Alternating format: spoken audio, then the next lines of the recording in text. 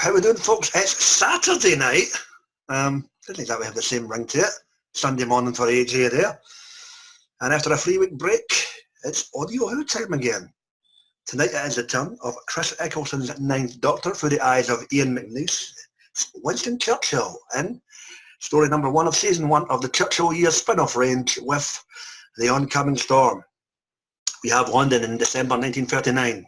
We have rats. We have a lieutenant commander. We have a scientist. We have an able helper called, was it Hetty or Ellie Hickson, whatever her name was. No, Ellie Hickson's bloody Alicia Barman. There we go. And we also have an able seaman. No, really. That really happened in the audio. An able seaman.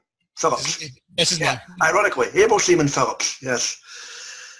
What did we think about this tale for Winnie in 1939? We're about to find out, but before we get to that, well, let's get to this. It's who showed up this evening. Joining us from the inner sanctum of his grandmother's bedroom. It's Jake. How are we doing, Jake? Hey everybody, welcome to my grandmother's dominion. Yes, and check out the new tattoo. Delightful. Well, remember, I see Mr. Bombadina, how goes it? Well, hey, how you doing, everybody? Good to see you, mate. Fighting fit as always. The beardiest dog walker in Texas, Trimwells. How are you doing, Timbo? Oh. Good to see you, mate. Shout out to Paco and Pepe. And joining us early doors on a Sunday morning, as noted a few seconds ago. AJ, how's the new digs, mate? All good, yeah. New layout in the console room, so yeah. There you go. That dingo's got your baby. So, the Oncoming Storm. Rats. Biological soldier robots after an object found in the sea. Winnie and co have that said object. What do you think about this tale? We have the Ninth Doctor working in the shadows, trying to help out, but at the same time not trying to interfere with timelines. All right. In the style of the early adventures / companion chronicles. Well, can I get your opening thoughts, mate, on the Oncoming Storm? Ian McNeice. All right. Even though we've been saying rats, it's not the rats that you find in the sewer. No, I'm letting the fans know. Not just the acronym, but those robotic soldiers that are looking for the object. Yep. This is a good story. Even though it takes place in the Second World War, and of course the 10th Doctor does appear in it with Rose in the TV episodes. You can tell this from a different timeline. It started out pretty good. Ninth Doctor, you mean? Yeah. Yeah, whichever, man. Yeah. I lost my count, man. I gotta take my shoes technically, it's a 10 when Hart get crammed in there, but we'll leave that to semantics, you know. Yeah, it's good to see the Churchill being held by a new, you can say a new, I don't know what you call it, an assistant or not, but played by Emily Attic. But she's the first one that, in a way, meets the Ninth Doctor, and until she mentioned the name, the Doctor, nobody almost was going to believe her because we listen to the story that Winston Churchill had already met a doctor before. Which one we don't know. Doesn't make a difference. I think he met them all. But it's a good story. And then later on we find out that the object that the rats were looking for is from Gallifrey. And like you say, a remnant from the Time War, which the Ninth Doctor said, that he just finished dealing with like that. So in a way, it's a good story, and I look forward to hearing the other two parts with Churchill meeting the other doctors, and of course, I don't know what years those story takes place in, but I look forward to listening to those. So that's a good start right there. There you go. AJ, opening thoughts, mate. The Oncoming Storm. Yeah, it was a very good story for this one. I liked how it was Dr. Light. It was a little bit slow for me though, story-wise. I mean, yeah, it's the war, and you're expecting explosions and fires and all that, but you don't really get any of that because it's pretty much December 1939, mate. It's early days of the war, basically. Yeah, but I understand that. But that's what I mean. Like, you expect fire and explosions and all that, and you don't get that. It's more of a chasey game, which I don't mind. It's a good concept for basically, I've got an object, come and get me. So I like how it's also part of the Time War, and the Doctor is fresh from that, and he's still trying to deal with his loss and how he moves forward. So it's a good sort of start for the Ninth Doctor. It's sort of before Rose, where he's all cocky and a little bit happy-go-lucky. All right. Yeah, it's interesting with the shoehorned this in before Rose, indeed. Tim, what do you reckon about the Churchill Years, story number 1? I like it a lot. I like the idea that it's a kind of a historical story from our viewpoint, because it is in the past, and that it's a invasion story, but it's a very small one. Like AJ said, you'd think, well, I mean, I like the idea that Churchill's so busy doing what he's doing, getting ready to, for the darkest hour and all that. And yet he has to deal with this other side stuff too, like this invasion and the Doctor. And you make a good point about, AJ, about it being a Dr. Light story. And I thought about that because this is the third time I listened to it today. And I was like, but it's not really his story, is it? He's kind of creeping into Churchill's story. Yeah. He's like a guest star in a way. And that's fine. That makes it work. The only thing that I thought they could have done better, and this is up to the director and the writer, was since I think they had a cast of 4, right? There were 2 other men. There was the lady playing the assistant. They could have used one of those guys to voice the Doctor, I think. And it's not that it doesn't work this way, because it's good. I mean, and McNeice is fine. He basically says the Doctor says this, or the Doctor shouts that. And it would have been cool if they could have used somebody else's voice for the Doctor. And then they all sound a bit northern anyway in this particular story, so it would have worked, I think, without being over the top like Briggsy was on the last time we did one of these. But overall, no, it's a good story. I really enjoyed it. I mean, this is the 3rd time I've listened to it. I wasn't really bored with it, so I think it was a good one. If you're not getting bored with it 3rd time round, it's doing something right. So, Jake, how was this for you? I was a bit wary going into it, considering how much of a car crash that other Ninth Doctor story was. But I have to say, I was pleasantly surprised. I really, really, really enjoyed this story.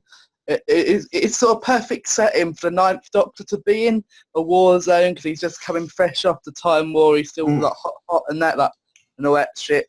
And that scene where they introduce the Doctor. I really like that scene. I like scenes like that when the other person's confused. It's like blah, blah, blah. And then, but I really did enjoy it. I agree with what Tim said. Someone else should have voiced the Ninth Doctor. At least it wasn't fucking Nicholas Briggs. Oh, you're not going to let that away, are you? You're going to be shocked as shit when we get to Night of the Whisper, I'll tell you. For me, very enjoyable. Ian McNeice at this point is, all right, he's only in a couple of TV episodes at this point, but it's like putting on a pair of slippers and he's off to the races with this character. I love the tone and inflection and the pitch in his voice, especially when he's pissed off. He had the scene in his quarters where the what was that character's name again? Emily, Hetty. Hetty, yeah. When Hetty she was Warner, Hetty Warner, that's it. Yeah. No. When she was running late at the beginning to take his dictations down, and he was absolutely furious, and you had the professor and the lieutenant commander in there with him, Commander Niche, and what was the professor's name? Which one? Frederick Lindemann. That's the one. Yep, played by Michael Gould.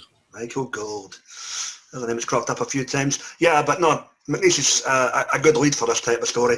All right, his interpretation of Eccleston, that was fine. It served its purpose for the story. The creature, yeah, not bad for a simple invasion and chase type story. You can't really grumble for 55 minutes. And with that, any events or characters within this tale that stood out for you kids? AJ, let's stand out, mate. The point where in the story where the rats basically tell Hetty to stand still while they kill her, I thought that was kind of funny. Like, who would stand still while they would get killed? So stand still while you are assimilated, yeah. And also like how they basically just walking thesauruses, throwing out different words that have the same meaning, Jargon, yeah. Yeah, I thought that was kind of funny. I didn't get much else though, so. All right. No, sometimes the wee things you take for these things are only 50 odd minutes, so doesn't make it bad. Jake, anything stand out, mate? Speaking about narration, I really did think Ian McNeice did a really good job. He sort of got the voice for narration. It really flowed nicely. It was very quick. I liked how quick it was. It didn't drag as much for me. I thought I could see this in series 1 sort of thing. That's how good I thought it was. And that's what really stood out apart from the Doctor's introductory scene for me. Well, Jake being a proprietor of the phrase mind fuckery, just wait till we get to the one with Kaz Ram Sardik for your Christmas Carol. How does that work? You'll find out. Timbo, stand up, mate. Well, in the context of seeing The Darkest Hour about a year ago, this kind of gives you a look and a feel of what the period looks like. I mean, when you're listening to an audio, because I believe this Hetty person is an actual true-to-life character. I believe she was the secretary to him who actually got killed when the smog hit in London. Oh, really? 50s, yeah. I know the character was in the movie as well. I Yeah. mean, by different actors. But I mean, my point is that this gives you kind of a visual reference when you're listening to this story about what the characters look like and the setting and all that stuff. And I thought that added something to it. And I think I agree. McNeice is very good in this. I mean, he might be a dubious Churchill on television. I mean, as far as some people are concerned, but I think he does a really good job here with what he's got to do. I do think that if they could have just used one of those other actors to voice the Doctor, it would have been even more effective. Because at the end there, you have one of them giving a speech about how, because Churchill, of course, wants to use this thing. And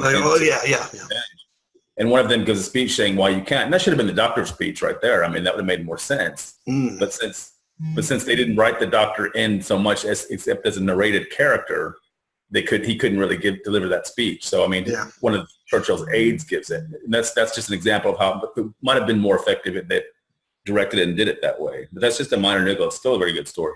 No, that's a fair point. But to pick you up on your point with regards to how Ian McNeice is somewhat maligned by some of the quote-unquote fandom with regards to TV, I think he's fine. He just gets tarnished with the same brush because he's in the same episode as those goddamn awful Power Ranger Daleks. So it's just one of the ones, you know. Well, it's a bit. Well, I gotta give Winston Churchill props because he already dealing with the war, and he wants any way he can to win the war, and even if it means using alien technology, as we need, like you said, with those Power Ranger Daleks like that, you know, he will use it like that. But and they also gotta give props to Hetty because she touched the weapon or whatever you want to call it, and then all that knowledge was in her head, and she realized that the Doctor did not want to defeat the rats. Yeah. You know, he was trying to save them, but they didn't listen. They paid a piper for that. They go boom. Yeah. Yeah. So and she realized it, and of course he was able to cure her of all that knowledge out of her. Unlike couldn't do the same way with Donna because she had too much Time Lord in her head. So that's why her memory had to be erased. So that really stood out pretty good. I wonder if any at all knowledge still remained inside her that that might help Winston Churchill with the war like that later on. So like I said, we're gonna look forward to listen to the other stories and see anything else. Well, let's just be thankful she didn't end up like Adam. Yeah. No, a bit of metal sticking out her head and then slap bang in the jail. But that's a story for another day. For me, like I alluded to, the stuff we had with the knowledge on it for her, that was fine. I enjoyed that same segment at the beginning with Abel Seaman Phillips, the insane Irishman who touched something that he had no idea what the hell it was, and he was spouting a lot of jargon at the same time, and he went into a coma. Well, no amount of Guinness is going to get you out of that one, sunshine. So, unlucky you. Who played McTavish? McTavish? Yeah. Or was it Derek Riddle. Right. The Scottish bloke. There's always a token Scottish fella in this man. He was pretty good. He was effectively the muscle of the group, which I found interesting. Did he always a hand at one point? Or was that tripping? Which one? One of them got injured at one point when they picked up the weapon. No, one of their hands got taken by one of the creatures. Yeah, that's what I mean. Yeah. Well, what's the hand? That was handy. It was the British bloke, or I think it was the British one. And they're all British. you know what I mean. He meant Lindemann. Yeah, okay, well, Whiskey will sort that out, so there we go. No, I don't know, it's not a bad story for 50-odd minutes. Real props to the girl that played Hattie. I think she played a great role in this because she's obviously reacting to, unknown times going around about, and for that time period, that's real fucked up. Especially when all you're worried about. What's that? I'm sorry, I was going to say, not to mention she gets a big insight, as well as all that knowledge, a big insight into the way the doctor thinks after he aids her in removing that information or whatever. She knows exactly how he is, and she tells Churchill, he's got to go do his own thing. He's not going to stick around here and help you. Yeah. I might pop in from time to time, but I ain't hanging around. So there you go. So that sets it up for future stories, or past stories in the case of Victory of the Daleks, if you like, wibbly wobbly or that box. So yes, we look forward to seeing more adventures of Winnie. And no, we're not talking about the orange bear with a red t-shirt, we're talking about Winnie Churchill. So we'll see how that goes. And with that, guys, hoping Mike posting up the podcast, actually can say that straight this week. Anything else you want to bring up before we get this rated in the can? And before I apologise to Will 8 times over. I think that you're right about that. Sorry, that the actress that played her was very good in this story with what she had to do. Yep. Who knows, guys? Yeah, I like how Churchill was willing to stand and fight side by side with the lower ranking people. Yep. And they're like, you can't be here. You're the main man. You know you're going to be leading the war effort. He's like, I don't care. I'm standing with you. I thought it was brilliant. I quite like the portion where they get separated. They ran back because they heard him on the roof, and he went out of doors and he went down the stair and they found the body. Oh, poor bugger. Yeah. Oh, well, keep going. It was unusual that the ninth doctor grabbed Hetty's hand and he says run, which we who see the episodes notice he does the same thing he said to Rose. Yeah, so throwback. Yeah, so it's a throwback, but I get a funny feeling he said that a bunch of times if they ever do more boxes with him, more stories with him. See what happens there. Anything else, guys? No, well, quick, dirty and simple on a Saturday night. It's that time again.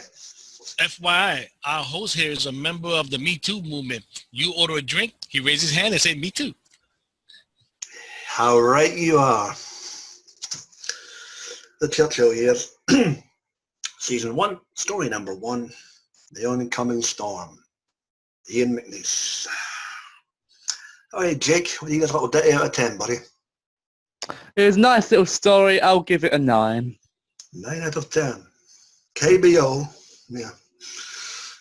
Tim, what do you reckon, mate? What's the number for Texas? I agree. It's a good story, and it doesn't bore you. It deserves a 9.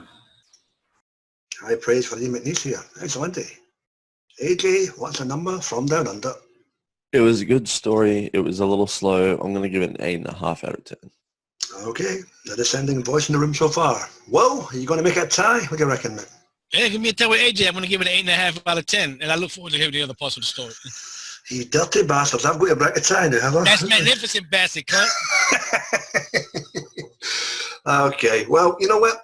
I enjoyed this. I really did. And as a result of that, I'm going to agree with the Aussie and the New Yorker, 8.5.